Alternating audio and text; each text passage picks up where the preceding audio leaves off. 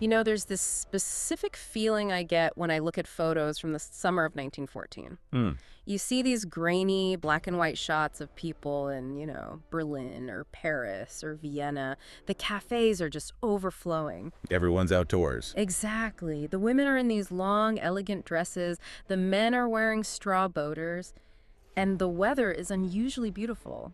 That's a historical fact, actually. It was a gorgeous summer across Europe. It was. And everyone looks permanent. Secure. That's the word that comes to mind for me. Secure. Yes, that's it. Secure. You look at them and you just think you have absolutely no idea that the world is about to end. None. We often talk about history as a slope, right? A Yeah. slow decline, a gradual shift.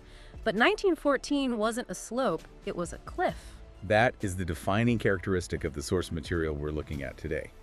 We are really examining a collapse so fast, so violent, that the people living through it couldn't actually process the data in real time. It's like the ground just opened up beneath their feet. It did. And that's our mission for this deep dive. We aren't just listing battles. We aren't here to memorize dates for some test. We are trying to understand the velocity of the collapse. The sheer speed of it. How do you go from a 19-year-old student, eating a sandwich on a street corner in Sarajevo in June to 6 million men marching into machine gun fire by August? It's the ultimate domino effect. Mm-hmm. And to really understand it, we have to look at the great powers. We have this stack of sources from epic history. And what jumps out immediately is the arrogance. They thought they were playing chess. They thought they were playing chess, and they thought the game would be over by Christmas. That is the famous, almost infamous line, home by Christmas. Which is just heartbreaking in retrospect, but let's rewind. Before the glass shatters, we need to look at the glass itself. The structure of Europe. The structure, because on the surface, it looked rock solid. I mean, you had these massive empires that had been around for centuries. Absolutely. You had the Romanovs in Russia, the Habsburgs in Austria-Hungary, Yeah. the Hohenzollerns in Germany. Right. These families had ruled for hundreds of years. They were institutions. And ironically, they were all related. That's the crazy part. King George V of Britain, Kaiser Wilhelm II of Germany, Tsar Nicholas II of Russia, they were all cousins. Queen Victoria was like the grandmother of Europe. So it had this illusion of a family squabble. A very, very dysfunctional family squabble. But underneath those family ties, there were basically two loaded guns pointed at each other. This is the alliance system. And reading through the background here, it feels like a Rube Goldberg machine designed to destroy the world. That is a fantastic analogy because it was a machine. Once you pulled one lever, the gears started turning and it was almost impossible to stop. So let's break down the gears. On one side, you have the Triple Entente, which is basically the anti-German club. Essentially, yes. You have France, Britain, and Russia. Now, it's crucial to understand, and the sources make a really big point of this, these nations didn't necessarily like each other. Not at all. Britain and France had been fighting on and off for 1,000 years. They're historic rivals. And Britain and Russia had spent the last century fighting the great game for control of Central Asia. Right, Afghanistan, the passes. There was deep, deep suspicion there. Yeah. But they were united by a single overwhelming anxiety. Germany. Germany. Germany is the disruptor here, the new kid on the block. Germany is the new industrial superpower. It was only unified in 1871, so it's a young nation, but it's incredibly efficient. It has the best army in Europe, and it's building a navy that directly rivals Britain's. Which London did not appreciate. Not one bit. Yeah. So the Entente is basically a containment strategy. It's fear masquerading as friendship. Okay, so that's one side. Who are they containing? The Triple Alliance. Okay. That's Germany, Austro-Hungary, and Italy. And this relationship feels different. It feels, I don't know, desperate. It's deeply dysfunctional. Germany feels encircled. They look at the map, they see France on one side, Russia on the other, and they feel claustrophobic. Trapped. They feel they need this alliance to survive. But their main partner, Austro-Hungary, I mean, looking at the breakdown of the Austrian Empire in 1914, it's a mess. It's a complete and utter mess.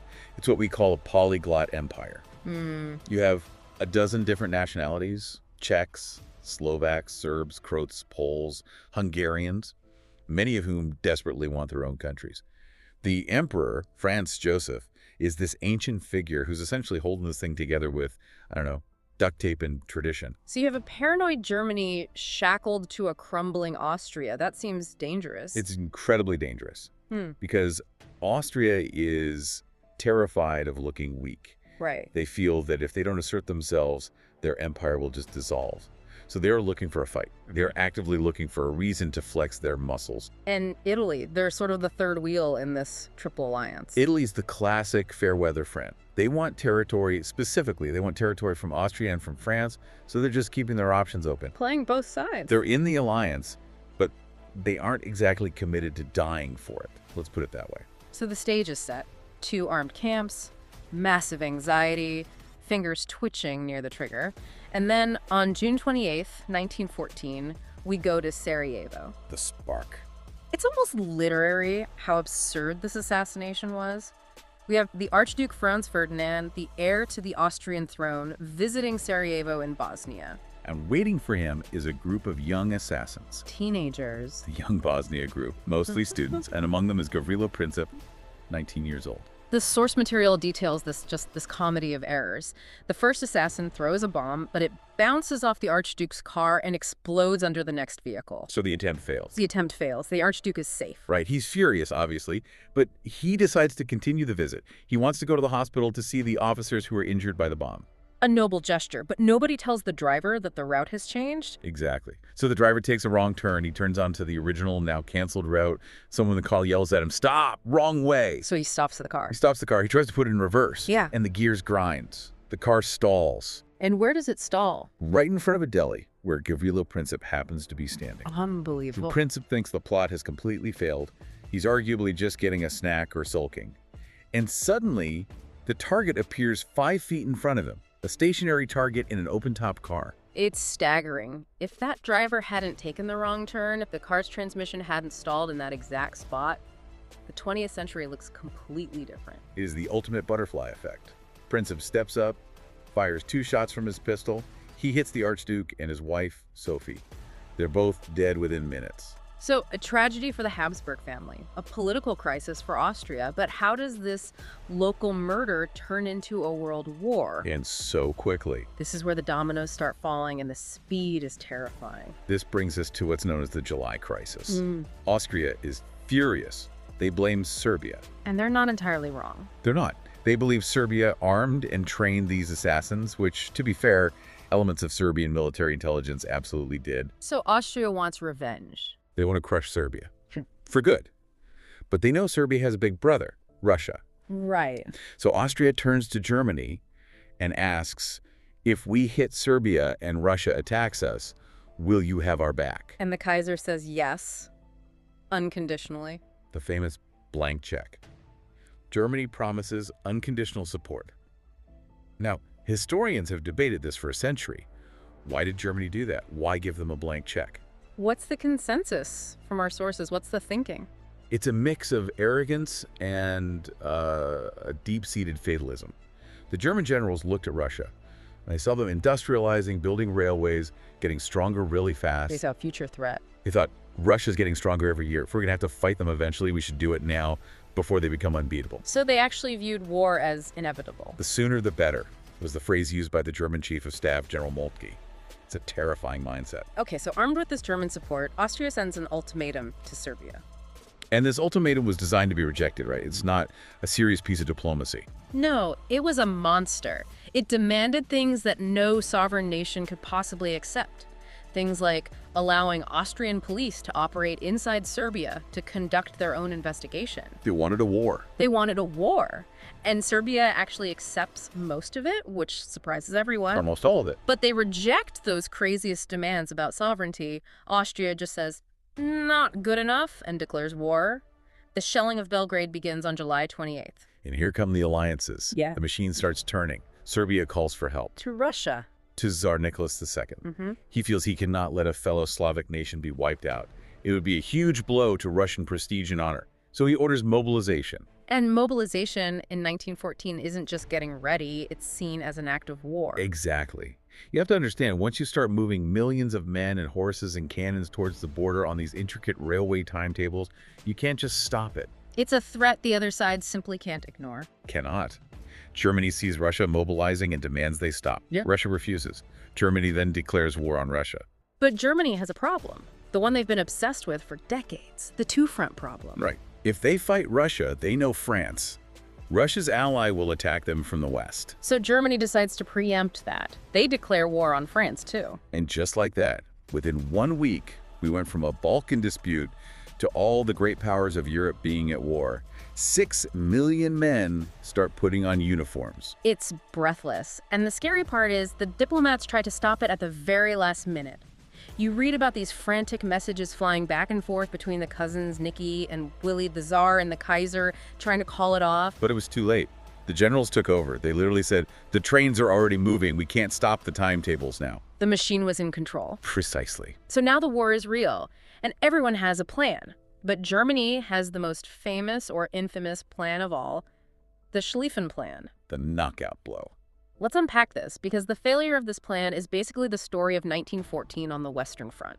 The logic of the plan is born from that two-front nightmare we just mentioned. Germany has to fight Russia and France at the same time. A worst-case scenario. So they look at their enemies. They know Russia is huge, disorganized, and has terrible roads and railways. They estimate it will take Russia at least 6 weeks to get its army fully mobilized and to the fight. The Russian steamroller is powerful but slow. Glacial. But France is modern and fast. So the German plan is this. Ignore Russia for now. Throw 90% of the German army at France. 90%. A massive, overwhelming force. Knock France out of the war in exactly 6 weeks. Capture Paris, destroy their army, then put everyone on trains, zip back across Germany, and meet the Russians just as they're arriving. It's an incredibly bold gamble. It relies on perfect timing. Relies on perfection. Yeah. And to do it, to be that fast, they can't go through the main French border. Why not? The French have built massive modern forts there. It would be a meat grinder. It would take months. So the Germans decide to go around the forts. Through Belgium. Through neutral Belgium. And this is where the moral calculus and the geopolitical calculus goes completely off the rails. Britain had guaranteed Belgium's neutrality since 1839. The Treaty of London. The Germans gambled that Britain wouldn't go to war for a scrap of paper, as the German chancellor called it. A catastrophic miscalculation. Dead wrong. When German boots crossed the Belgian border, Britain sent an ultimatum to Berlin. Withdraw or else. Germany ignored it. Britain declared war. So now the British are in. It's a true world war. But the German army is moving fast. They are smashing through Belgium. And the source material mentions German atrocities here. This was a huge part of the propaganda war, wasn't it? It was. It was called the Rape of Belgium. The Allied press ran these lurid stories about German soldiers bayoneting babies and cutting off the hands of children. And a lot of that was exaggerated. A lot of it was pure propaganda, yes.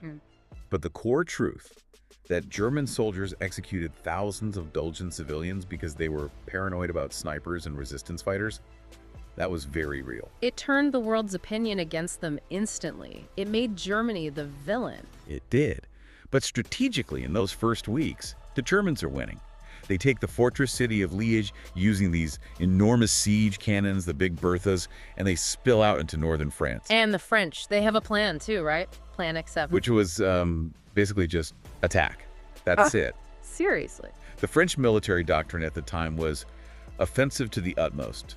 They believed that French spirit, they called it élan, was a literal weapon, superior to German machine guns and artillery. That sounds dangerously naive. It was suicidal. They launched these massive charges into the German center in Alsace-Lorraine. We're talking about men in bright red trousers and dark blue coats charging across open fields into machine gun fire. Oh, God.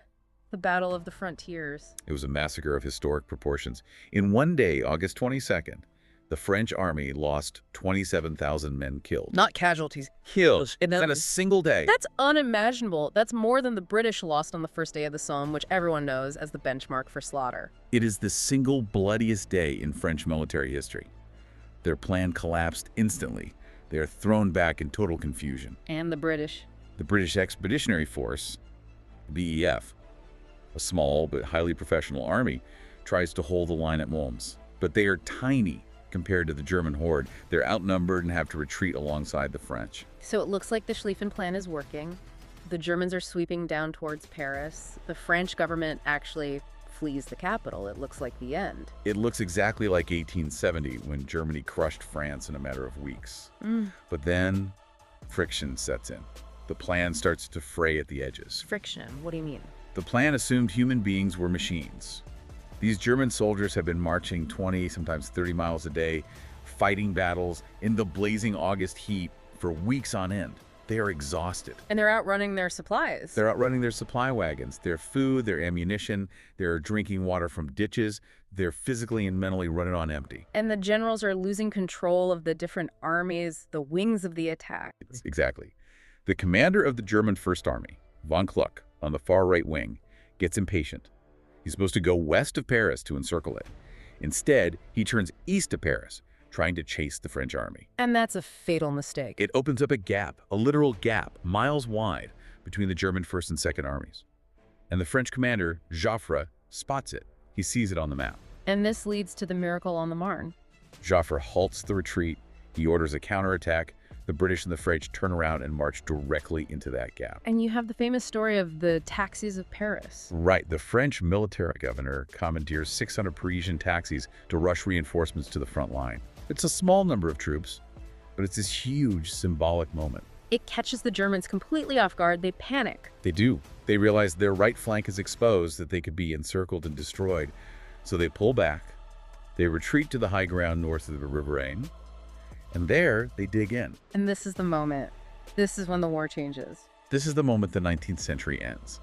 They dig rifle pits to escape the French and British artillery. Then they connect the pits into trenches. Then they add barbed wire.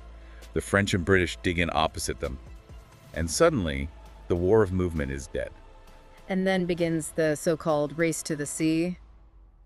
Which is a misleading name. It wasn't a race to get to the beach for a holiday. Right. It was both sides trying to find the open flank, the end of the line. If I can just get around the side of his trench, I can get behind him. So they move north, they fight, they get stuck, they dig in, move north again, fight, get stuck, dig in. Until they run out of land. Until they hit the North Sea. Right. And now you have a scar across the face of Europe, 350 miles of trenches from the Swiss border to the Belgian coast. And at the very end of this race, we have the first Battle of Ypres. A desperate, brutal struggle in the mud of Flanders. The British regular army, the old professionals, the old contemptibles, are basically wiped out here, holding the line. But they hold. The line stabilizes. And the realization sinks in, we aren't going home by Christmas. No, we are living in a ditch. That psychological shift must have been profound.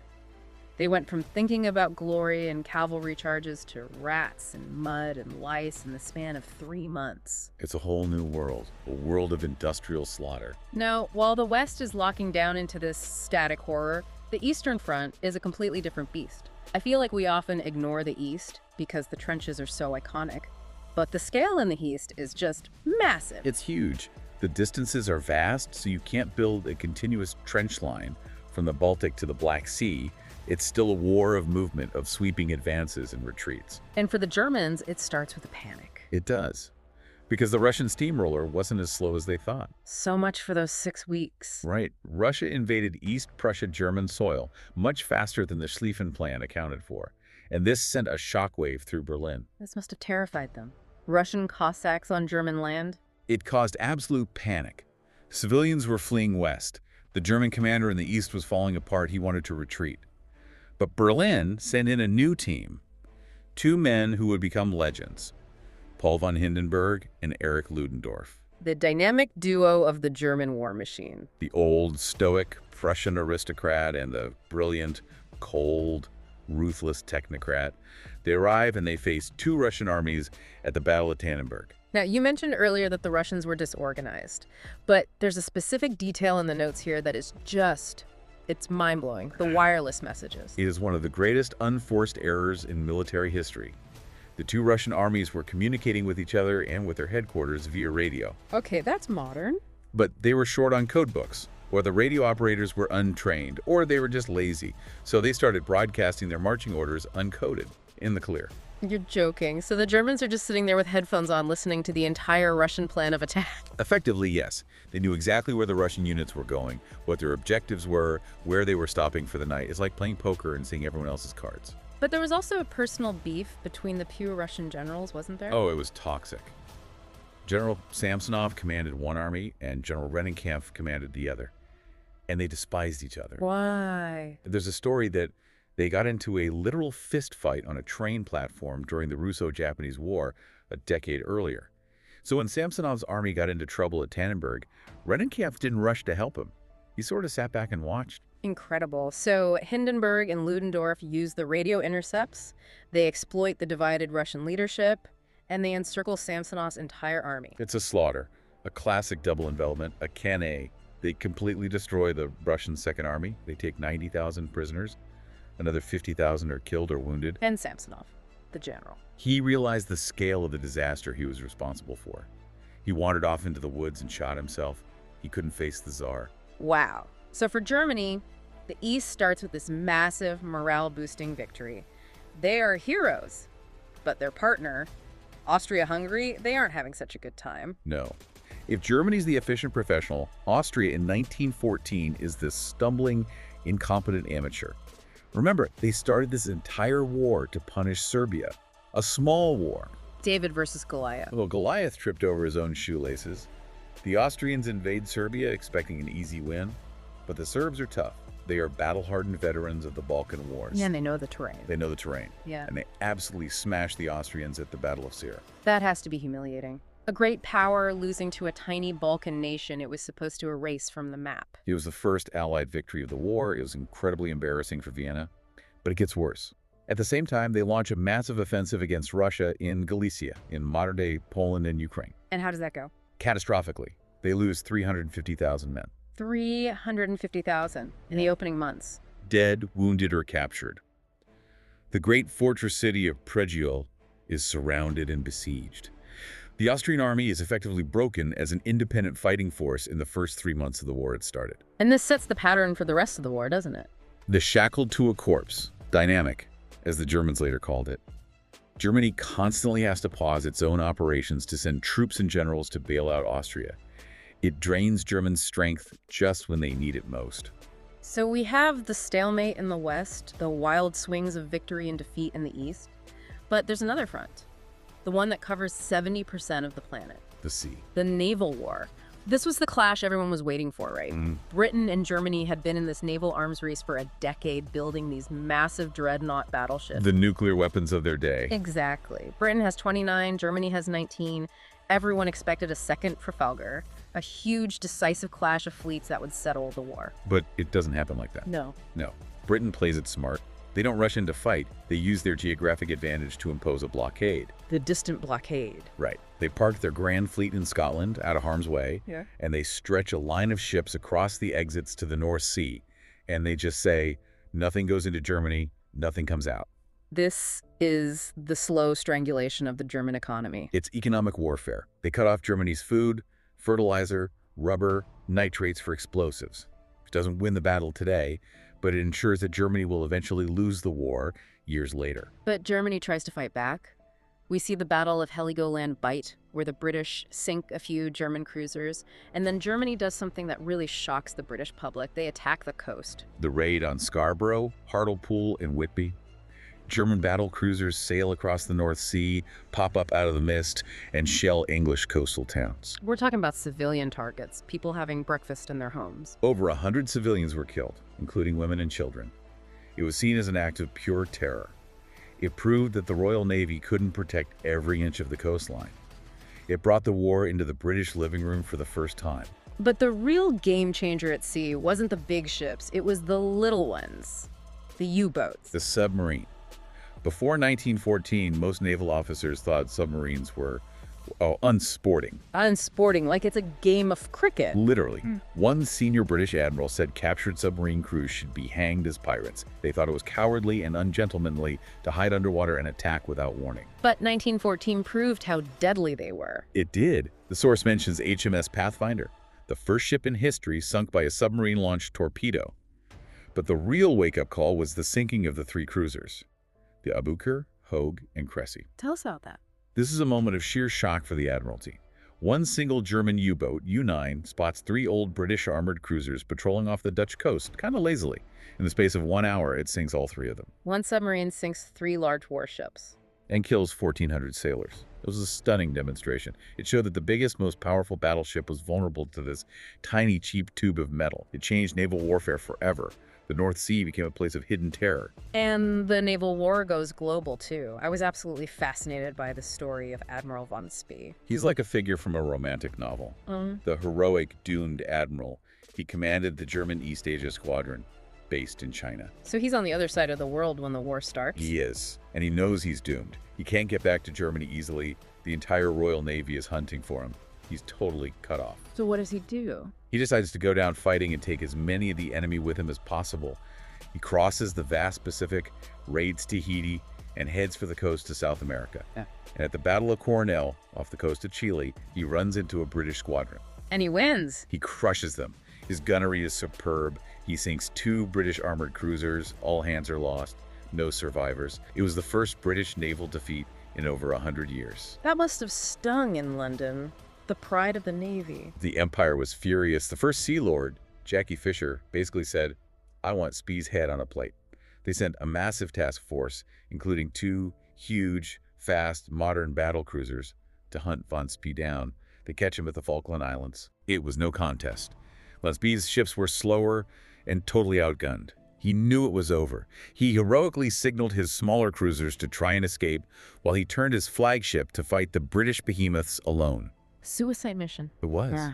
He went down with his ship, as did most of his squadron. It effectively wiped out the German surface raider presence on the high seas. It's such a cinematic story. It really emphasizes the world in World War I, which leads us to the other global fronts. Because while Europe is digging trenches, the rest of the world is catching fire. The conflict spreads instantly, like a virus. We have the Ottoman Empire entering the war. On the side of Germany and Austria, the Central Powers. This is huge. The Turks control the Straits, the entrance to the Black Sea. They immediately cut Russia off from its Western allies. A major strategic blow. It is. And they immediately launch an offensive against Russia in the Caucasus Mountains. Led by Enver Pasha. Who was a dreamer, in the worst possible sense.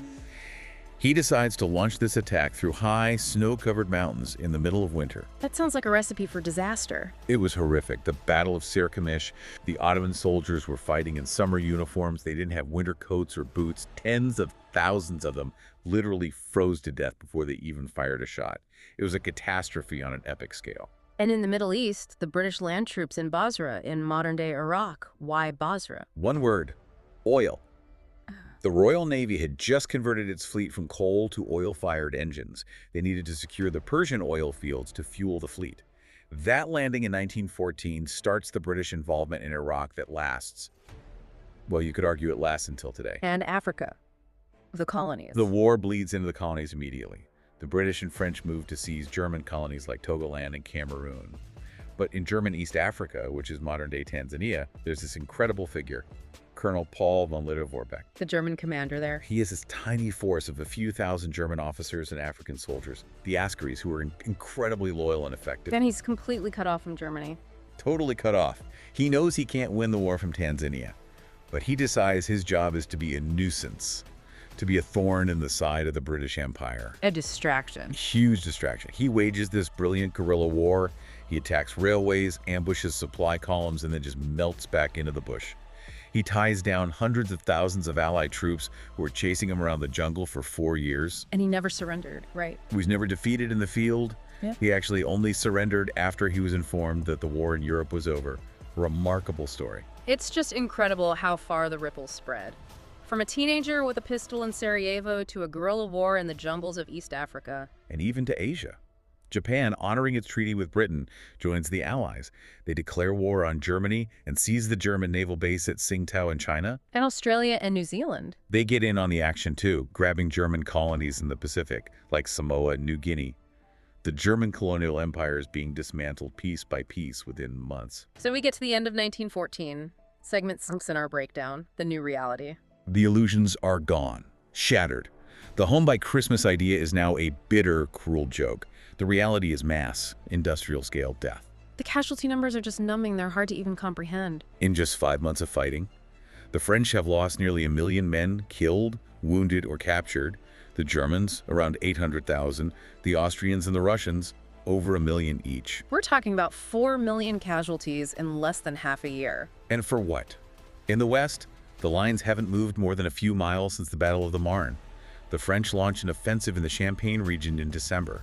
They gain a few hundred yards of frozen mud and lose 90,000 men doing it. The equation of war has fundamentally broken. Defense is infinitely stronger than offense. The machine gun and the trench have made movement impossible. But the generals haven't figured out how to solve it yet. They just keep throwing more bodies at the barbed wire, hoping for a different result. But amidst all this slaughter, there is one moment, one flickering moment of humanity that we have to talk about. The Christmas truce. It is one of the most poignant and debated moments in human history, I think. Christmas Eve, 1914. Along parts of the front in Flanders, the weather turns freezing cold. The mud turns solid. And the guns stop. Slowly. Spontaneously. In some sectors, the Germans started putting up small Christmas trees, Tannenbaum, on their trench parapets. They lit candles on them. That seems suicidal. A lit candle is a sniper's dream. But the British didn't shoot. Then the Germans started singing carols. Stille Nacht, Silent Night. And the British soldiers in their trenches listened. And then they sang back. The first Noel. It gives me chills just imagining it, the sound of singing drifting across no man's land. And then, the next morning, Christmas Day, soldiers cautiously started climbing out of their trenches. No rifles, just hands up or hands in pockets. They met in the middle. In the killing zone. In the killing zone. They shook hands, they swapped cigarettes, buttons from their uniforms, tins of food. They showed each other photos of their wives and their kids back home. And the football. The legendary football matches. Yes, the football. Sometimes with a real ball, someone had been sent from home. Sometimes with a tin can or just a bundle of rags tied up with string. Germans playing against the British. Saxons against Scots. It completely undermines the propaganda, doesn't it? You're told for months that these guys in the other trench are inhuman monsters who eat babies, and then you meet one and he's just a barber from Berlin who misses his girlfriend. Exactly. It stripped away the ideology. It revealed the raw tragedy of this situation, that these were just ordinary men, mostly working class men, sent to kill each other by empires and governments that didn't really care about them. But it didn't last. It couldn't last. No. The generals on both sides were horrified. Fraternization is poison for military discipline. If you see the enemy as a human being, you won't want to shoot him tomorrow. So stern orders came down from high command. Anyone caught fraternizing will be court-martialed. The artillery started up again. The war went on. The hatred grew. By Christmas 1915, after the horrors of poison gas attacks and Zeppelin raids on cities, a truce like that was impossible. The innocence, if you can even call it that, was gone forever. We also have to mention who isn't fighting yet at the end of 1914. Two major powers are still on the sidelines. Right. Italy is still neutral. They're part of the Triple Alliance, but the treaty was defensive. They argue Germany and Austria were the aggressors, so they're not obligated to join. Really, they're just watching to see who looks like the winner, who will offer them the best deal. Precisely. And the other, bigger one is the United States. President Woodrow Wilson. Wilson is adamant. He says America must be neutral in fact as well as in name, impartial in thought as well as in action. The American public sees this as a European madness, some ancient tribal quarrel they want no part of. They're happy to sell wheat and steel and ammunition to the Allies, but they aren't sending their boys to die in European mud. Not yet. Not yet. So, here we are, the end of 1914. The glass house of the old European order is shattered. The trenches are dug. The world is on fire. Let's try to synthesize this. What is the big, overarching takeaway from this catastrophic year? For me, it's the loss of control. 1914 starts with these diplomats and emperors and generals thinking they are the masters of the universe. They thought they could calibrate a war. A little pressure here, a quick victorious campaign there. They thought war was a tool of policy that they could control. And instead, the tool broke them. The machine they built ran them over. They unleashed forces they couldn't begin to understand. Industrialized slaughter, total war, the power of nationalism. Once those mobilization orders were signed, the emperors became passengers in a driverless train. The machine took over. We went from the 19th century, which was still in some ways a world of cavalry with lances, bright uniforms, and codes of honor, to the 20th century, mud, gas, submarines, and mass anonymous death in the space of 6 months. The 19th century died in the mud of Flanders in the autumn of 1914. And the modern world, the violent, chaotic, and complex modern world, was born right there. It's a heavy takeaway, but it's so vital to understand.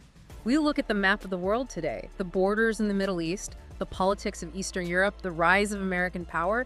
It all traces back to the moment the glass broke in 1914. Absolutely. The world we live in was forged in that fire. We are still living in the world that 1914 created. So as you leave this deep dive, I want to leave you with one final thought. Picture those soldiers on Christmas Day, 1914, kicking a makeshift football around in the freezing mud of no man's land. laughing with the men they were trying to kill just an hour before. Do you think for even a second they realized that the world they knew, the world of empires and certainty and progress, had already been destroyed? Well, And that the 19th century had truly just died right there, under their boots? a haunting thought to end on. Thanks for diving in with us. We'll see you on the next one.